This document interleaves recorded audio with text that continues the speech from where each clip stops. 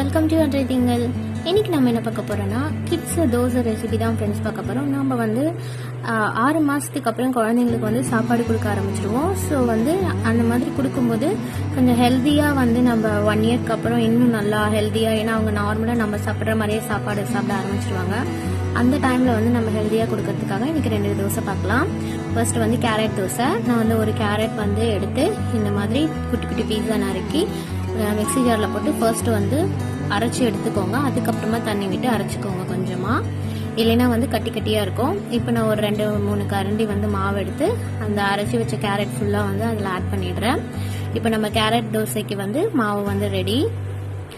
இப்போ நம்ம தோசை ஊற்றிடலாம் பாருங்கள். ரொம்ப சூப்பராக கிறிஸ்பியாக நல்லாயிருக்கும் ஃப்ரெண்ட்ஸ். கண்டிப்பாக இந்த கேரட் தோசை வந்து நல்லாயிருக்கும். நெக்ஸ்ட் வந்து பீட்ரூட் தோசை வந்து பார்க்கலாம். பீட்ரூட் வந்து நான் ஒரு 1/2 பீட்ரூட் எடுத்திருக்கேன், தோல் சீவிட்டு கட் பண்ணி வச்சுருக்கேன் பீஸு. இதுவும் சேம் அதே மாதிரி தான்.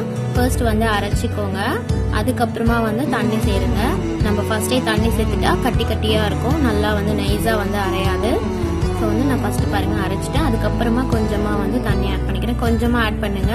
மாவு வந்து தண்ணி கலக்காம இருக்கிற மாவாக எடுத்துக்கோங்க. நம்ம ஆல்ரெடி தண்ணி கலந்து இருந்ததுன்னா அப்புறம் நம்ம தோசை மாவு வந்து ரொம்ப தண்ணியாக போயிடும்.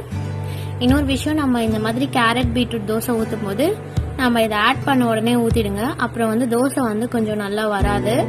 நீங்கள் இன்கேஸ் கொஞ்சம் லேட்டாக ஊற்றுற மாதிரி இருந்ததுன்னா ஒரு 2 ஸ்பூன் அரிசி மாவு வந்து கலந்துக்கோங்க.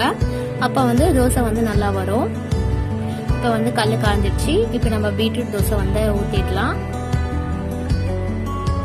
ரொம்ப டேஸ்டியாக இருக்கும். ரெண்டுமே டேஸ்ட் எந்த டிஃப்ரென்ஸும் இருக்காது, பட் ரொம்ப ஹெல்த்தி. கண்டிப்பாக நீங்கள் இதை வந்து வீட்டில் ட்ரை பண்ணுங்கள் ஃப்ரெண்ட்ஸ். உங்கள் குழந்தைங்களுக்குலாம் செஞ்சு கொடுங்க.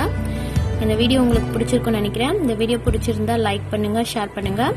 மறக்காமல் நம்ம சேனலை சப்ஸ்கிரைப் பண்ணிவிடுங்க. பக்கத்தில் இருக்கிற அந்த பெல் ஐக்கானையும் ப்ரெஸ் பண்ணுங்கள். அப்போ தான் நான் நெக்ஸ்ட் எந்த வீடியோ போட்டாலும் உங்களுக்கு உடனே நோட்டிஃபிகேஷன்ஸ் வரும். Thank you all.